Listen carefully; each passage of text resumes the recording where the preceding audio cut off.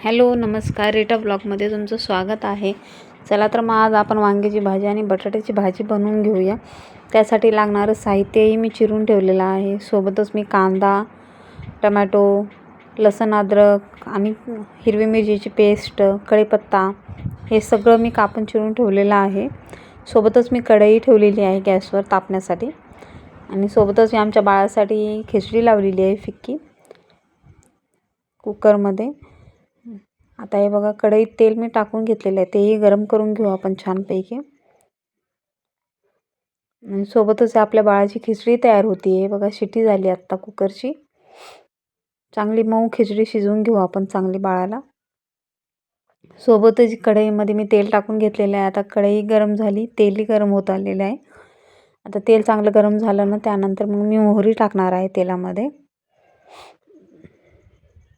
मोहरी चांगली तडतडली की मग त्यानंतर जिरेही टाकणार आहे मी. पाहू शकता तुम्ही, मोहरी टाकलेली आहे तेलामध्ये. आता मग चांगली मोहरी तडतडली ना, मग त्यानंतर मी जिरेही टाकून घेते. आता जिऱ्यानंतर मी सोबतच लगे कांदा आणि कढीपत्ता टाकून घेते आणि कढीपत्ता कांदा फ्राय होईल मस्तपैकी. मग फ्राय झाल्यानंतर त्यानंतर मग मी अद्रक, लसूण आणि हिरवी मिरचीची पेस्ट त्यामध्ये मिक्स करून घेणार आहे. हे बघा, कांदाही फ्राय होत आलेला आहे चांगला आपला. आता लसूण अद्रकची पेस्ट टाकून घेऊ आपण.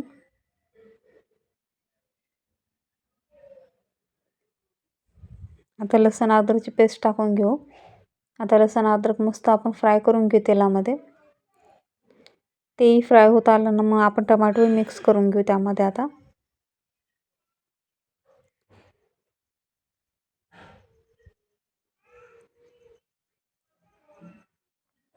पाहू शकता तुम्ही, आता लसूण अद्रकही फ्राय झालेलं आहे. आता मी टमाटेही टाकलेले आहेत त्याच्यामध्ये. टमाटोही चांगलं मिक्स करून घेऊन मी त्याच्यात हळद टाकलेली आहे. आता तेलात हळद मस्त फ्राय करून घेते आणि सोबतच आता मी त्याच्यामध्ये मीठही टाकते, कारण की टमॅटो आपले लवकर मऊ पडते.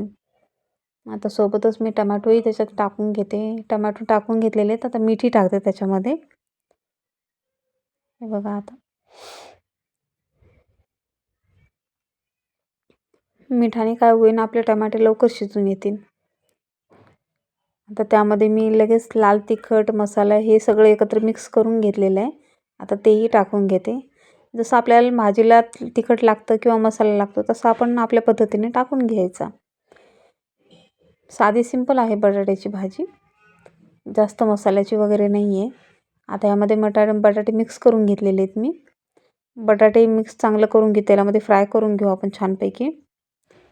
पाहू शकता तुम्ही, आता बटाटे अर्धे फ्राय होत आलेले आहेत चांगले तेलामध्ये. आता मी त्यामध्ये गरम पाणी टाकून घेणार आहे. आता गरम पाणी चांगलं टाकून घेतलेलं आहे मी. पाहू शकता तुम्ही, कारण की आता आपले तेलामध्ये चांगले बटाटे अर्धे शिजलेले आहेत आणि आता आपल्याला जेवढा रस्सा लागतो तेवढं आपण पाणी टाकून घ्यायचं त्यामध्ये.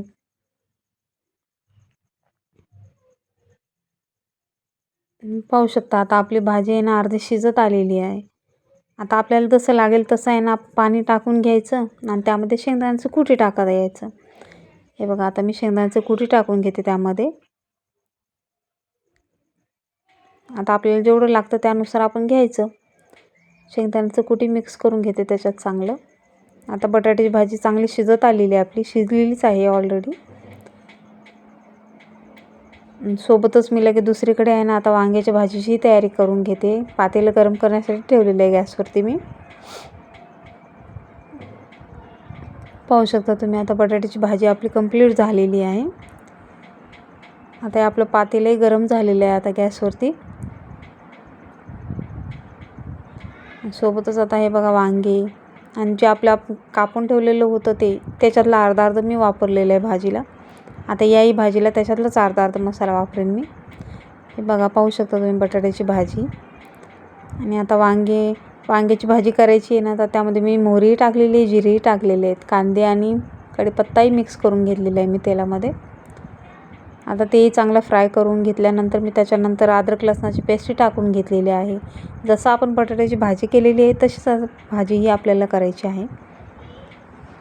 हळदही टाकलेलं आहे. आता सोबतच मी टमाटेही टाकून घेते त्याच्यामध्ये. पाहू शकता तुम्ही, आता मी टमाटेही टाकून घेतलेले आहेत. आता तेही चांगलं मिक्स करून घेऊ आपण. आता त्याच्यामध्ये मी मीठ टाकून घेते. मीठही टाकून घेऊ. आपल्या चवीनुसार आधीच मी मीठ टाकून घेतलेलं आहे. आता तुम्हाला जसं लागतं तसं चवीनुसार आपलं मीठ टाकून घ्यायचं. आता टमाटर चांगले मऊ होत आले की त्यानंतर मसाला टाकायचा. आपल्याला जेवढा भाजीला मसाला लागतो तेवढा मसाला तिखट टाकून घ्यायचं. आणि हे बघा वांगे चांगले मी मिक्स करून घेतलेले आहेत मसाल्यामध्ये. मस्त मिक्स करून घेतलेले आहेत मी. आता रसाही आपण पाणी जेवढं लागतं तेवढं टाकून घ्यायचं, गरम पाणी.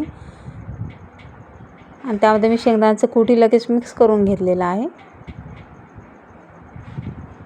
ते चांगलं मिक्स करून घेऊ आपण सगळं.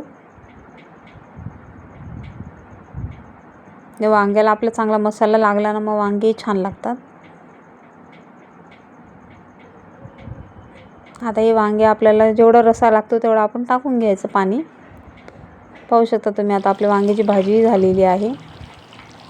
हे बघा, वांगे जास्त मऊ नाही पडू द्यायचे. आता चांगली शिजलेली आहे आपली वांग्याची भाजी, झालेली आहे तयार. चला तर आपण ताट करून घेऊ आता. पाहू शकता तुम्ही आता वांग्याची भाजी, बटाट्याची भाजी, पापडही तळलेले आहेत, भात पण झालेला आहे आणि पोळीही झालेली आहे सोबतच. मग आजचं जेवण तुम्हाला कसं वाटलं मला कमेंटमध्ये नक्की सांगा. आणि आपल्या चॅनलला लाईक करा, शेअर करा, सबस्क्राईब करा. बाय.